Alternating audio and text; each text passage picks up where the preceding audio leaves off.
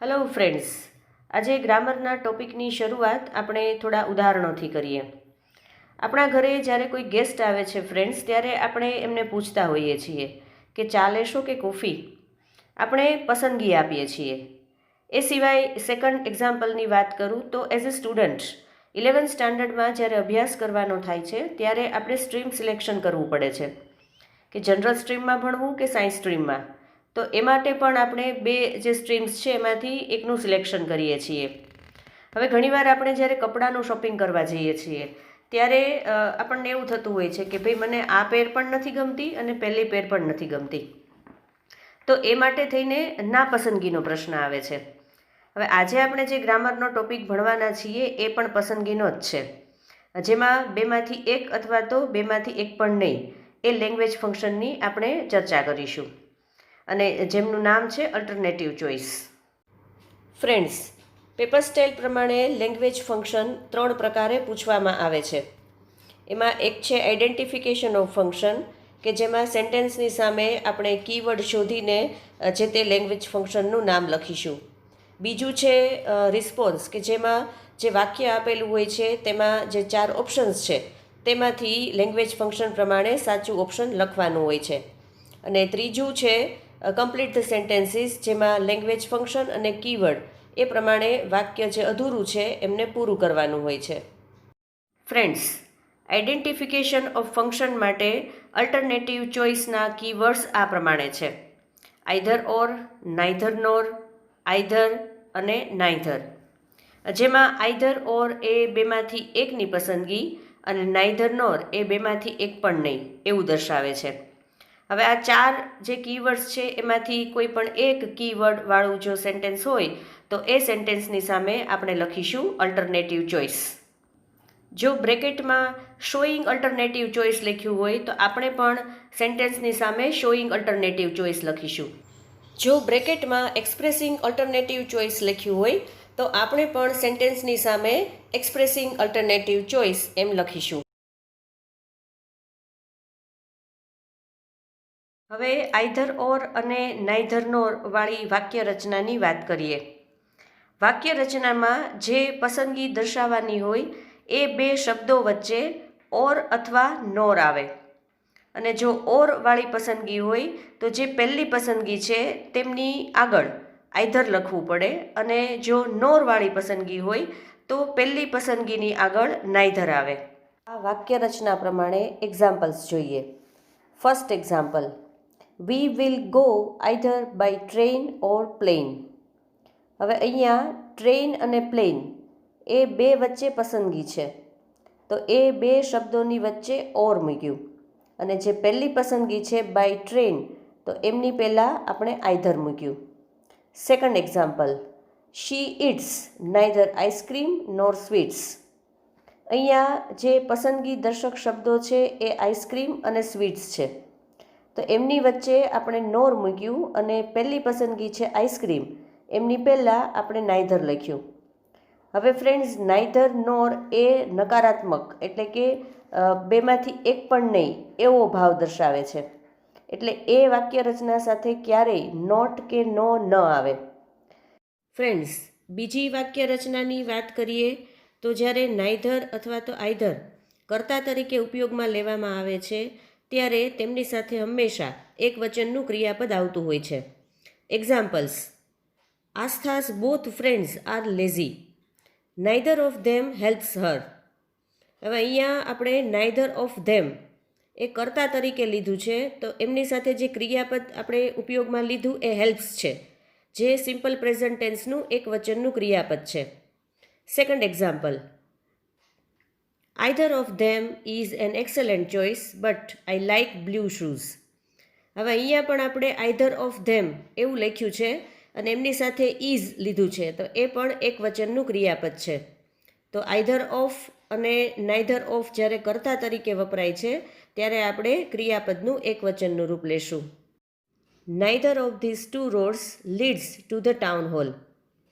Friends, અહીંયા આપણે નાઇધરને કર્તા તરીકે લીધેલું છે, તો એમની સાથે લીડ્સ ક્રિયાપદ જે સિમ્પલ પ્રેઝન્ટ ટેન્સનું એક વચનનું છે એમનો ઉપયોગ કર્યો છે. રિપીટ કરું છું કે જ્યારે આઈધર અથવા તો નાઈધરને કર્તા તરીકે ઉપયોગમાં લેવામાં આવે છે ત્યારે તેમની સાથે હંમેશા ક્રિયાપદનું એકવચનનું રૂપ આવે છે. ફ્રેન્ડ્સ, તમે અહીંયા નોંધ કરી હશે કે આઈધર ઓફ અથવા તો નાઈધર ઓફ પછીનો જે શબ્દ અથવા તો શબ્દ સમૂહ હોય છે એ હંમેશા બહુવચનમાં જ આવે છે. છેલ્લું જે એક્ઝામ્પલ આપણે લીધું એમની ફરી વાત કરીએ તો neither of these two roads leads to the town hall. તો આ વાક્યમાં નાઈધર ઓફ પછીનો જે શબ્દ સમૂહ છે ધીસ ટુ રોડ્સ એ બહુવચનમાં છે. ફ્રેન્ડ્સ, પછીની વાક્ય રચનાની વાત કરીએ તો આઈધર ઓર અથવા તો નાઈધર નોર વાળી વાક્ય રચનામાં ઓર કે નોર પછી જે કરતા હોય એકવચનમાં કે બહુવચનમાં એ પ્રમાણે ક્રિયાપદ મૂકવામાં આવે છે. એક્ઝામ્પલ્સ જોઈએ. First example, either I or Ram is happy.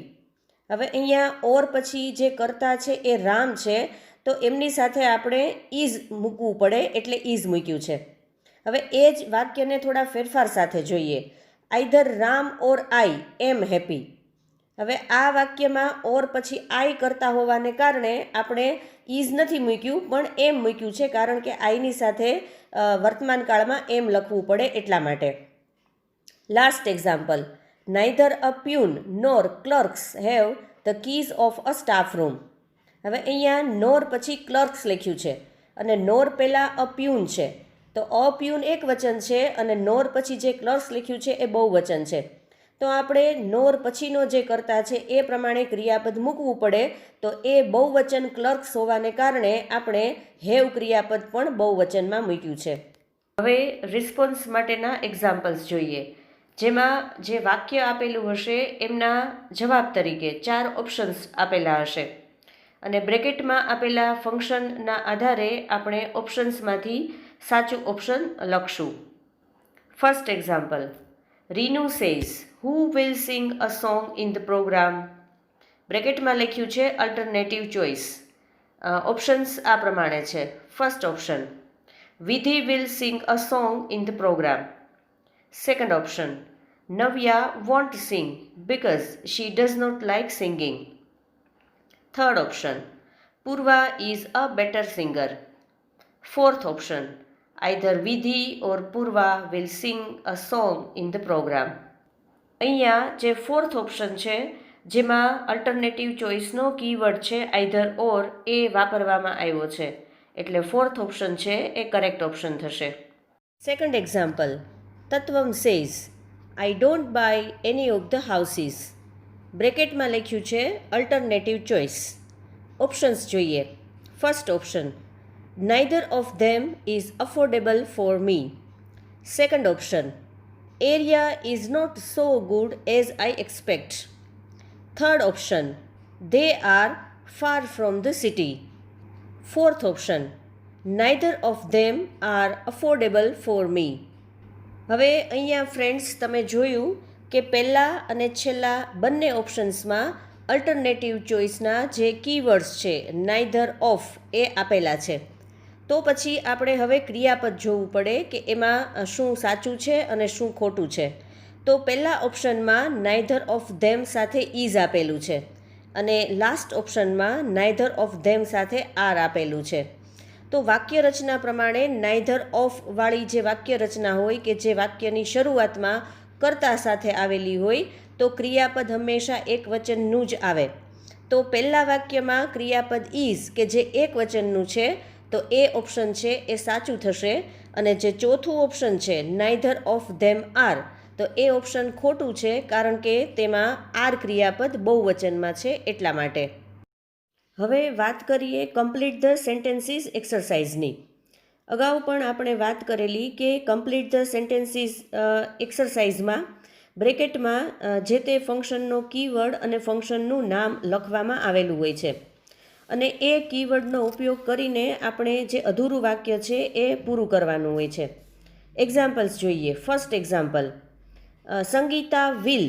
બ્રેકેટમાં લખ્યું છે નાઇધર અને પછી લખ્યું છે અલ્ટરનેટિવ ચોઇસ. હવે આપણે અધૂરા વાક્યને આ પ્રમાણે પૂરું કરીએ.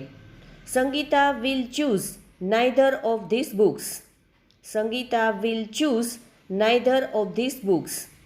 સેકન્ડ એક્ઝામ્પલ, મુદ્રા વિલ, બ્રેકેટમાં લખ્યું છે આઈધર અને પછી લખ્યું છે અલ્ટરનેટિવ ચોઇસ. આ સેન્ટેન્સનો આન્સર આ રીતે લખી શકાય: Mudra will select either of 2 pens. Third example, say પછી વાક્ય અધૂરું છે. બ્રેકેટમાં લખ્યું છે આઈધર ઓર અને ફંક્શનનું નામ લખ્યું છે અલ્ટરનેટિવ ચોઇસ. આપણે વાક્યને આ પ્રમાણે પૂરું કરીએ: say either yes or no. Last example, I will પછી વાક્ય અધૂરું છે અને બ્રેકેટમાં લખ્યું છે નાઈધર નોર અને ફંક્શનનું નામ છે alternative choice. I will neither read nor write. Friends, alternative choice language ફંક્શનની આપણે જે ચર્ચા કરી એમનો અહીંયા સંક્ષેપ મૂકવામાં આવ્યો છે. જે વાક્ય રચનાઓ છે એ ફરી મૂકી છે અને આપ સૌ એ વાક્ય રચનાઓ ફરીને ફરી વાંચશો. અહીંયા આ લેંગ્વેજ ફંક્શનની અલ્ટરનેટિવ ચોઇસ એ લેંગ્વેજ ફંક્શનની ચર્ચા પૂરી કરીએ છીએ. આશા રાખું છું કે આપ સૌને આ લેંગ્વેજ ફંક્શન બહુ સારી રીતે સમજાઈ ગયું હશે. ફરી મળીશું.